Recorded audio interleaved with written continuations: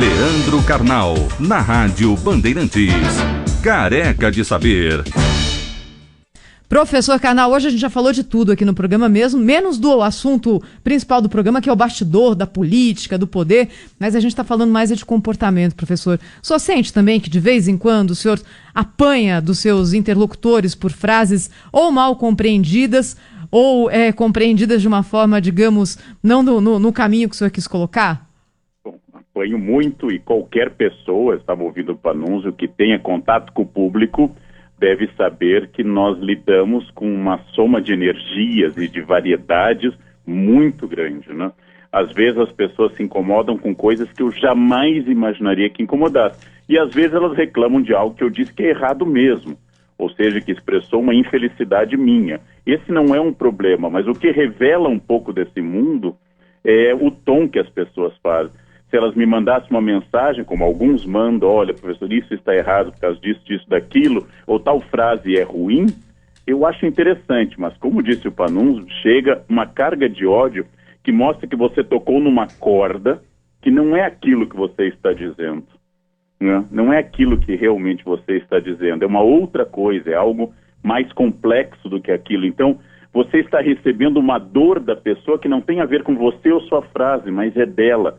Porque os budistas insistem muito nesse ponto, e eu gosto que quando você ofende alguém, é uma brasa tirada na cara de alguém. Pode atingir a cara, mas com certeza queima a sua mão. Esse tipo de ódio fala muito mais de quem critica do que de quem é criticado, né? Isso é muito comum, eu vivo isso com experiência. Às vezes, inclusive, com razão. As pessoas corrigem uma coisa em que eu fui infeliz, mas na maior parte das vezes é simplesmente o ódio de alguém diante da vida, da existência, da sua renda, do seu corpo, da sua sexualidade, que ele joga numa frase, num comentário alheio. Professor, agora, o senhor sabe que eu vou aqui apelar para a sua área de conhecimentos, que é a história. Na década de 80, isso ao final de um processo de mais de 4 séculos que caminhava nesse sentido, da globalização, do abolir das barreiras, né, da retirada das barreiras, tudo parecia um sonho nos anos 80. Os pensadores franceses, principalmente, viu, Thais, eles tinham uma visão utópica desse processo da globalização, da mundialização da cultura e tudo mais, e essas promessas acabaram não se cumprindo, né? Por quê? O que nós tivemos como contraposição ao processo da globalização? Foi a volta da xenofobia, do racismo, né, da intolerância religiosa. Professor, por que a humanidade avançou tanto e retroagiu tanto ao mesmo tempo no sentido da afirmação desses egoísmos mais ancestrais, hein? Eu acharia apenas que é otimista da sua parte em falar a volta do racismo e da xenofobia, porque pressupõe que em algum momento ele tenha ido embora, ou que não esteja. Eu não sou tão otimista. Eu acho que sempre fomos racistas e xenofóbicos. Só que quando você põe as pessoas em contato com a diferença, você necessariamente expõe a dor de cada um. Curiosamente, nós passamos sempre por 3 etapas no Ocidente, que é a proibição, a tolerância e a celebração. Então havia a proibição de expressões culturais negras, depois houve a tolerância da questão dos negros e de sua cultura e existência, e por fim a celebração do Dia do Orgulho Negro, do Dia da Consciência Negra. Da mesma forma os gays, da mesma forma as mulheres. Então, quando você expõe da intolerância até a celebração, você traz à tona as dores das pessoas que se misturam, que aparecem.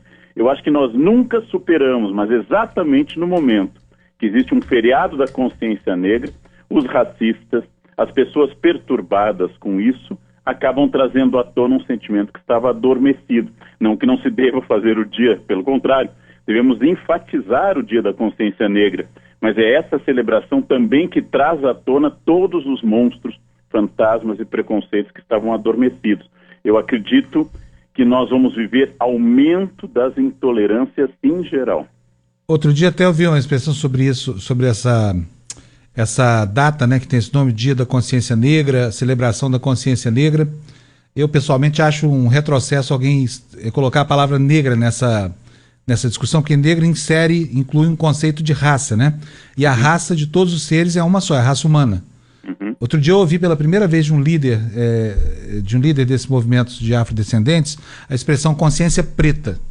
Gostei muito, porque a diferença é na cor da pele. É mera diferença de pigmentação, não há outra diferença, nem na anatomia, nem no gênero, nada. É fenotípica a diferença, e ela não serve para estigmatizar as pessoas como sendo de outra raça, como se fosse outro bicho, sabe? Não é não, professor?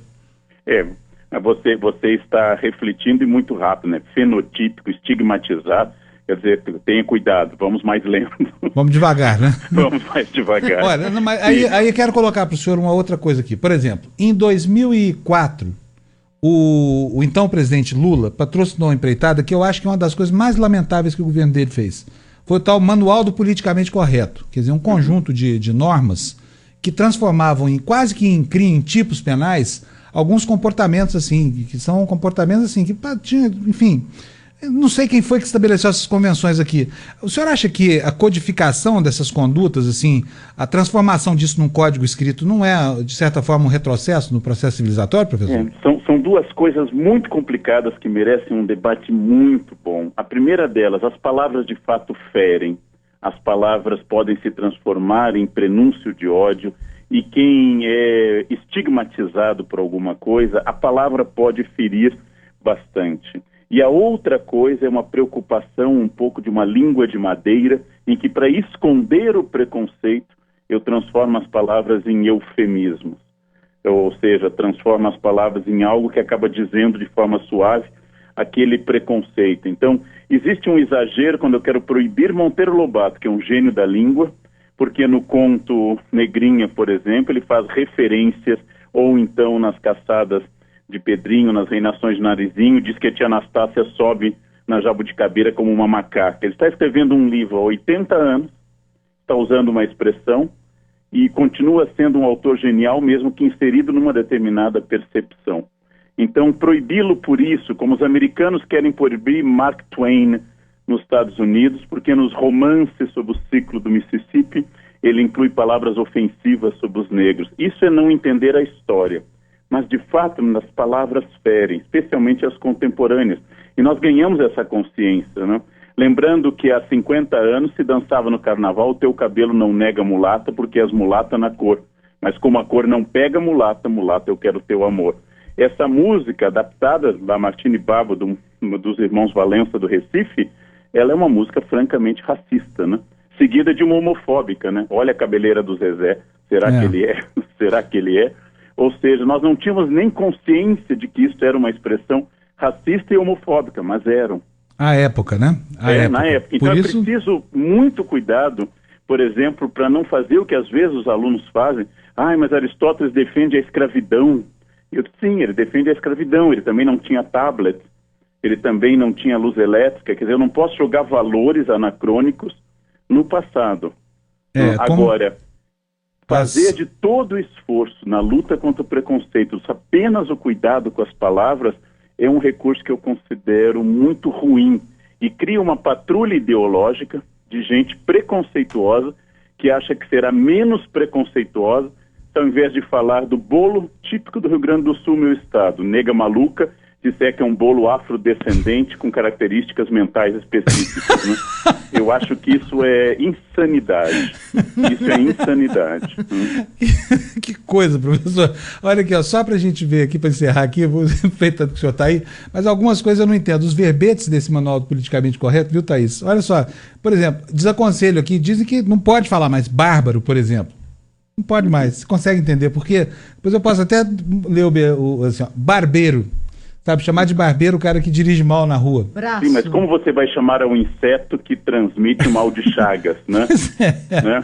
Inseto injustamente acusado de estar no ponto errado da cadeia biológica entre o humano e o Trypanosoma cruzi. Quer dizer, o difícil é isso, né? O docinho de chocolate que em São Paulo se chama brigadeiro, provavelmente em homenagem ao brigadeiro Eduardo Gomes, que já é uma ironia, no Rio Grande do Sul se chama negrinho. Então, alguns colegas gaúchos, ao virem a São Paulo, chegam nas lojas, eu queria comer esses dois negrinhos. E aí causa esse... Agora, tem que lembrar que lá o pão também chama cacetinho, né? Cacetinho, né? E lá você pega uma bicha para comprar o cacetinho, uma expressão portuguesa, bicha, por causa dos açorianos de Porto Alegre, e o cacetinho. Né? Então, é isso. E da mesma forma que você vai encontrar expressões antigas muito estranhas, mesmo em Lima Barreto, que era um inimigo do preconceito, ou em Machado, em contos como Pai contra Mãe, um dos últimos contos dele, já em pleno século XX, que ele fala de um homem que quer entregar uma escrava para ganhar dinheiro, para poder sustentar sua filha, só que ele encontra a oposição da mãe da escrava. Então a questão da identidade étnica fica submetida à questão do afeto individual, paterno-materno. Tudo isso é muito complicado, mas, em geral, um cuidado com as palavras é bom. Agora, a luta contra o preconceito é muito mais do que gramatical. E tornar lei simplesmente as palavras é varrer para baixo do tapete um processo complicado. Isso aí. Professor, muito bom ter o senhor aqui, viu? Muito obrigado mais uma vez. Eu é que agradeço. Um bom fim de tarde para todos. Obrigado, professor Leandro Carnal.